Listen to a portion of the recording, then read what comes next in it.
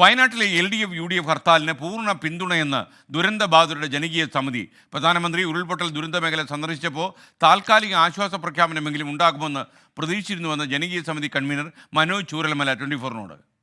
ഈ ഹർത്താലിന് പൂർണ്ണ പിന്തുണ അറിയിക്കുകയാണ്. കാരണം LDF UDF ചേർന്നിട്ട് ഇങ്ങനൊരു ഹർത്താൽ അപൂർവമാണ്. അത്രയും ഈ പ്രയാസം നേരിടുന്ന ഞങ്ങളെ സപ്പോർട്ട് ചെയ്യാൻ വേണ്ടിയിട്ടാണ് ഈ ഹർത്താൽ. ഞങ്ങൾക്ക് വലിയ പ്രതീക്ഷ ഉണ്ടായിരുന്നു. നമ്മുടെ ബഹുമാനപ്പെട്ട പ്രധാനമന്ത്രി വന്നപ്പോൾ ഞങ്ങൾ വിചാരിച്ചത് എന്തെങ്കിലും ഒരു താൽക്കാലിക ആശ്വാസം എന്ന നിലയ്ക്ക് ഒരു 500 കോടിയോ മറ്റേ സംസ്ഥാന സർക്കാരിന് കൊടുത്ത് ബാക്കി കണക്കും കാര്യങ്ങളും വരുമ്പോൾ കിട്ടുന്നതാണ് നമ്മൾ പ്രതീക്ഷിച്ചത്. ഇന്ന് നാളിതുവരെ കോടതി വരെ പറഞ്ഞിട്ട് പോലും ഇവർ തരാൻ തയ്യാറാകുന്നില്ല. എന്തിനാണ് ഞങ്ങളോട് ഈ ക്രൂരത കാണിക്കുന്നതെന്നാണ് നമുക്ക് അതിനെക്കുറിച്ച് പറയാനുള്ളത്. അതൊരിക്കലും ഈ നീതിക്ക് വേണ്ടിയുള്ള ഈ സമരത്തിന് ഞങ്ങൾ പൂർണ്ണ പിന്തുണയായിരിക്കും, ഉറപ്പായിട്ടും. സമരപ്രഖ്യാപനം എന്ന് പറയുന്ന മറ്റൊരു സംഘടന, ജനശബ്ദം എന്നൊരു സംഘടനയുണ്ട്. ഇതിൻ്റെ എഫക്റ്റ് ഏരിയയുടെ പുറത്ത് ഇരിക്കുന്ന അവർ ആ ഒരു കുട്ടീനെ വെച്ചിട്ട് ഡൽഹി പോകുന്ന പറഞ്ഞാൽ ആ കുട്ടീൻ്റെ കുടുംബമോ ആ കുട്ടിയോ അറിഞ്ഞിട്ടില്ല. അങ്ങനെ ഒരു പ്രഖ്യാപനം വെറുതെ ചാനലിൻ്റെ മുമ്പിൽ പറയാൻ ഞങ്ങൾ തയ്യാറല്ല. ഞങ്ങൾ ചെയ്യുകയാണെങ്കിൽ അത് കൃത്യമായിട്ടായിരിക്കും. ദുരന്തം ബാധിച്ച മുഴുവൻ ആളുകളും ഞങ്ങളെ കൂടെ ഉണ്ടാവും. അങ്ങനെ ഒരു സമരം മാത്രമേ ഞങ്ങൾ പ്ലാൻ ചെയ്യുള്ളൂ. ഞങ്ങൾ സാഹചര്യം വന്നാൽ ഞങ്ങൾ ചെയ്യും, ഉറപ്പായിട്ടും ചെയ്യും. വിവരങ്ങളുമായി സുർജിത്ത് അയ്യപ്പത്ത് വയനാട്ടിൽ നിന്ന് തത്സമയം ചേരുന്നു. സുർജിത്ത്, യഥാർത്ഥത്തിൽ ഈ കേന്ദ്ര സർക്കാർ ഈ വയനാടിനോട് ഒരു അനുഭാവം കാണിക്കുന്നില്ല എന്നുള്ളത് എല്ലാവരെയും ഷോക്കേൽപ്പിക്കുന്ന കാര്യമാണ്. പ്രധാനമന്ത്രിയുടെ വരവ് വലിയ പ്രതീക്ഷയാണ് ആളുകളിൽ ഉണ്ടാക്കിയത്. ഈ സമരസമിതിയും അത് തന്നെയല്ലേ പറയുന്നത്? വിവരങ്ങൾ. Good morning. Good morning SKN.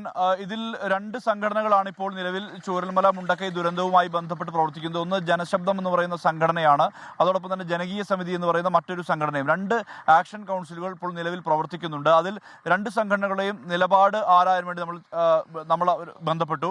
അതിൽ ജനകീയ സമിതിയുടെ പ്രതികരണമാണ് ഇപ്പോൾ പുറത്തു വന്നിട്ടുള്ളത്. അതിൽ പറയുന്നത് LDFും UDFും ഇങ്ങനെ ഒരുമിച്ച് ഹർത്താൽ നടത്തുന്നത് അത് അപൂർവതയാണ്. അതുകൊണ്ട് തന്നെ അവർ തങ്ങൾക്ക് വേണ്ടിയാണ് ഹർത്താൽ നടത്തുന്നത്. സ്വാഭാവികമായും ഹർത്താലിനെ പൂർണ്ണമായി തോതിൽ പിന്തുണയ്ക്കുന്നു എന്നുള്ളതാണ്. പ്രധാനമന്ത്രി ഇവിടേക്ക് എത്തിയ ഘട്ടത്തിൽ അതിൽ ചില ആശ്വാസ നടപടികളെങ്കിലും ഉണ്ടാകും. അടിയന്തര ധനസഹായം എന്ന നിലയിൽ ഒരു സഹായം ഉണ്ടാവുമെന്നാണ് കരുതിയത്, പക്ഷേ അത് ഉണ്ടായിട്ടില്ല. എന്തായാലും ഈ SDRF ഫണ്ട് ഇവിടെ ഉണ്ട് എന്ന് പറഞ്ഞുകൊണ്ടാണ് ഇതിനെ കേന്ദ്ര സർക്കാർ പ്രതിരോധിക്കുന്നത്. പക്ഷേ SDRF ഫണ്ട് കേരളത്തിന് മൊത്തം ചെലവഴിക്കാനുള്ളതാണ്. അതെങ്ങനെ വയനാടിന് മാത്രമായൊരു സഹായമാകും എന്നുള്ള ചോദ്യം കൂടി ജനകീയ സമിതി ഉന്നയിക്കുന്നുണ്ട്. വയനാടിന് വേണ്ടത് പ്രത്യേക സഹായം എന്നുള്ള സംസ്ഥാന സർക്കാരിൻ്റെ വാദം തന്നെ ഇവർ ആവർത്തിക്കുകയാണ്. നിലവിൽ ഇപ്പോൾ പ്രത്യക്ഷ സമരത്തിലേക്ക് പോകേണ്ട അവസ്ഥയാണ് എന്നുള്ളതാണ് പറയുന്നത്. മാത്രമല്ല എല്ലാ രാഷ്ട്രീയ പാർട്ടികളും ഉൾപ്പെട്ട സമിതിയാണ് ഈ ജനകീയ സമിതി. ഈ പല ഘട്ടങ്ങളിലും ഈ സർക്കാരിനെ കാണാൻ സർക്കാരുമായി ചർച്ചകൾ ജനകീയ സമിതി നടത്തിയിട്ടുണ്ട്. റവന്യൂ മന്ത്രിയെ ആഴ്ചകൾക്ക് മുമ്പ് നേരിട്ട് കണ്ടതാണ്. ഈ ഘട്ടത്തിൽ ഈ ഭൂമി ഏറ്റെടുപ്പുമായി ബന്ധപ്പെട്ട്, ടൗൺഷിപ്പ് ഭൂമി ഏറ്റെടുപ്പുമായി ബന്ധപ്പെട്ട് അതിൻ്റെ നടപടികൾ വേഗത്തിലാക്കുമെന്ന് ഉറപ്പ് ലഭിച്ചിട്ടുണ്ട് എന്നുള്ളതാണ്. ആ ഉറപ്പിനെ വിശ്വസിക്കുകയാണ്.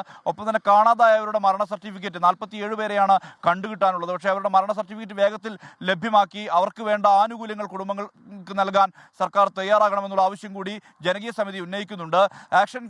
ജനശബ്ദം ആക്ഷൻ കൗൺസിലുമായി നമ്മൾ ബന്ധപ്പെട്ടിരുന്നു. അവർ ഇക്കാര്യത്തിൽ എന്ത് നിലപാടെടുക്കുമെന്നുള്ളത് അതിൻ്റെ തീരുമാനമുണ്ടാവുക. ഇന്ന് രാത്രി 8 മണിയോടുകൂടി യോഗം ചേരുന്നുണ്ട്. ആ യോഗത്തിന് ശേഷമാകും ഈ ഹർത്താലുമായി ബന്ധപ്പെട്ട 19 നടക്കുന്ന ഹർത്താലുമായി ബന്ധപ്പെട്ട കാര്യത്തിൽ എന്ത് നിലപാടെടുക്കുമെന്നുള്ള കാര്യത്തിൽ വ്യക്തത വരൂ.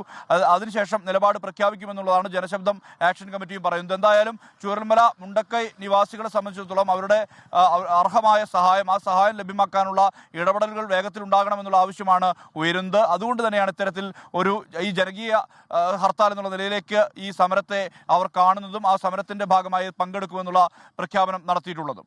SKN. Okay, thank you. Surjith അയ്യപ്പത്താണ് വിവരങ്ങൾ നൽകിയത്. എന്തായാലും വയനാട്ടിൽ വല്ലാത്ത ഒരു വാർത്തയായി, ദുഃഖകരമായ വാർത്തയായിട്ടാണ് ഈ കേന്ദ്രത്തിൻ്റെ സമീപനം വന്നിരിക്കുന്നത്. എന്നാൽ ഇന്നലെ ഹൈക്കോടതി അഭിപ്രായപ്പെട്ടതുപോലെ ഈ ആഴ്ച തന്നെ എത്ര തുക നൽകാൻ കഴിയുമെന്ന രീതിയിൽ കോടതിയിൽ വിവരം അറിയിക്കാമെന്ന് കേന്ദ്ര സർക്കാരിൻ്റെ പ്രതിനിധികൾ പറഞ്ഞിട്ടുണ്ട്. മാത്രമല്ല, പണം കൊടുക്കില്ല എന്ന് പ്രൊഫസർ KV തോമസിന് അയച്ച കത്തിൽ കേന്ദ്ര സർക്കാർ പറഞ്ഞിട്ടില്ലെന്നും കോടതി പറയുന്നുണ്ട്.